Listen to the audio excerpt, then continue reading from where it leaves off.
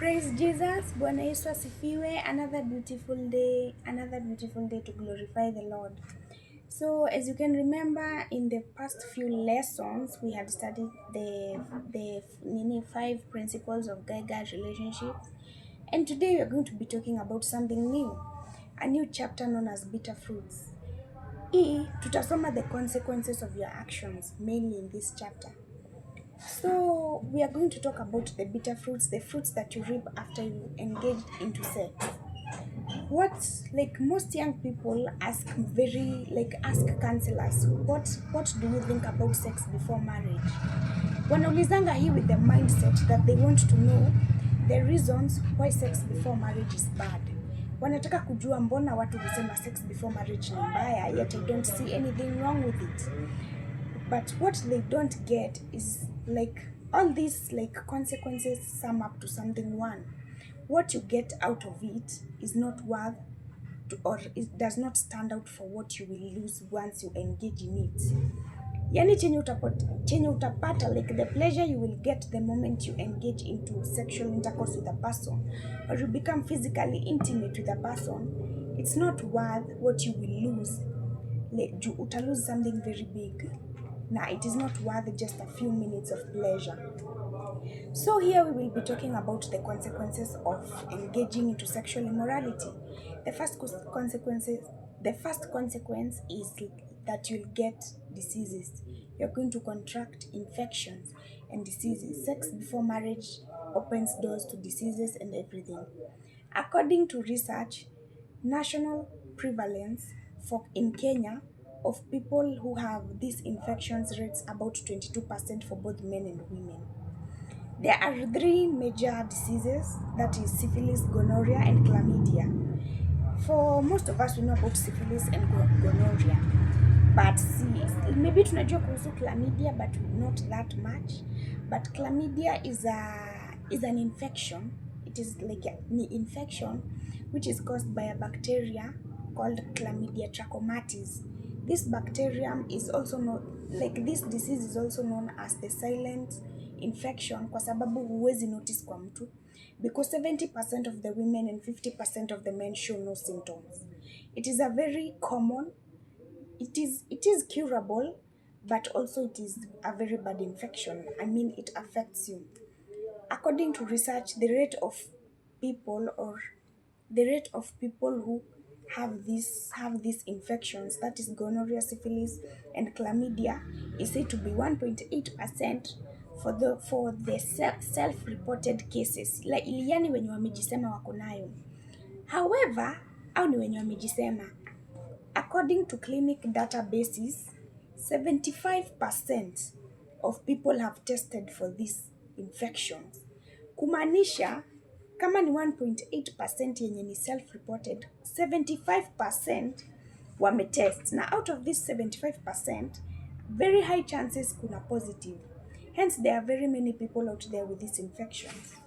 These infections affect very many people. Na huwezi jua mwenye ako nayo. It can be that church girl, it can be that church boy, it can be the person who you trust the most.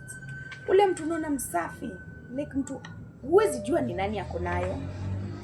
Haya, according to research and everything that is done, that this infection, this 22% that we had said earlier, ranges from 59 to 49 years. Hapo ni kutoka teen na youth na almost kuingia ni kama hapo watu wazee kiasi. Hapa from the age of 18 to around 20 something is where most of us get infected. Kwa sababu ukiangalia around 17, 18, 19 is when you finish high school. Na through that period to around 24, 25 uko campus. That is where most of us mess everything and we engage into sexual intercourse or become physically intimate with the people we don't know, thinking it is love, but it is only lust. Usually these diseases, they have long-term effects. For example, an untreated syphilis leads to damage to the heart and the brain and the nervous system, leading to problems such as dementia or paralysis. Hizi mashida zinaanzanga kukufuata in the future. Utaziona sahi, but in the future. Also, hizi zingine zenye ni curable, these other curable infections, They also have other side effects such as blindness. Ka gonorrhea, it also leads blindness to the child. To the child mwenye utazaa utapata atakuwa blind. You are not only affecting your life but also the life of an innocent child. Inaweza lead to blindness, miscarriages, which will tear up your marriage in the future. Because, for example, a man hatataka kuwa na bibi mwenye, let's say, anashindwa kushikilia mtoto, anashindwa kushikilia, but this is because you engaged into sex earlier and hence contracted the disease. Apart from miscarriages, unaweza pata mtoto akona stillbirth or underweight. Like, there are many health complications coming out of it. Conclusion or point to note: the main thing, abstain from sexual intercourse, abstain from being physically intimate with a person. That is something ordained by God and set for the right time, which is the wedding night, with your marriage partner once you're married. Once you contract these diseases, it is not easy like to cure them or anything. They will leave a scar in you, like a part in you will get damaged so bad that it will not only affect you health-wise, but also socially, mentally, and everything. Even your emotional status, like utarudi chini kabisa. Because, for example, like there was this guy, like Ali engaged into sexual intercourse before. So like he got married, he got into a marriage and everything. But apparently he contracted an STD. Alioa a good wife, they got a good kid and everything. But then after ameshafanya hivyo, now they had sexual intercourse with the wife so that they can get the kid. The wife got ill because of the STD, akakufa. Mtoto akazaliwa nizo, like unajua saka gonorrhea ina affect hadi mtoi. Mtoto akazaliwa akiwa na mashida hivyo. So what the man did, alijiua na after bibi amekufa alienda kwa grave akajiua na akaua pia mtoi. These diseases like zinaku affectingi vibaya tena sana. Hazitaku affect sai. Kama hiyo chlamydia yenye nimesema, you won't know it now because it does not show symptoms. Yes, it is curable and everything, but that does not give you the audacity to go and engage into sexual intercourse. Hadi kama si hiyo chlamydia utapata, let's say, like you're telling yourself you're going to play it safe. Let me tell you something. Like we had said earlier in the other principles, there's a nature of balance. Whatever you do now, lazima utalipia uko mbele. Utapata maybe utafikiria like you play it safe, you won't get disease ama nini. Lakini utapata like you will contract the disease, you will not know, utakuja kujua when it is already too late.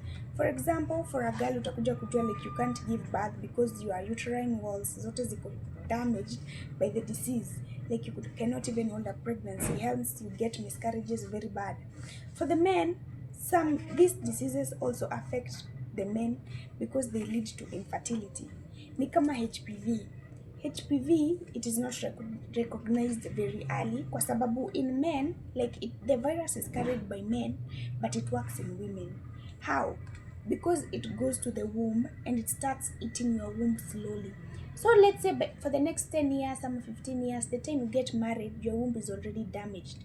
Huwezi pata mtoi hadi utake aje. Na ni juu ya makosa ulifanya 10, 15 years ago. So why do all that when you can just abstain? When you can just say no? When you can just wait for the right time and do everything according to like, and ask God for self-control, because above all, God ndo anaweza kusaidia. Hadi wewe mwenyewe ujiambie ati like you have the strength to say no and everything. God is the only person who can help you, like ukue like na Mungu tu ndani yako na kupe gift ya self-control. So to the next time we will continue on the second consequence, the second bitter fruit of engaging into sexual intercourse before marriage. For today we are talking about the diseases. Now we have spoken about 3 diseases: syphilis, gonorrhea, and chlamydia, and I have majored on the chlamydia one kwa sababu it is a common curable disease but it does not show any symptoms. So huwezi jua kama mtu ako nayo. Like 70% of women and 50% of women show no symptoms. So just take care of yourself, pray to God, ask God for help, because above all, He's the Almighty. Haizi kuweka pali like unajua utaharibika. So that's all I can say for today. Yeah, thank you.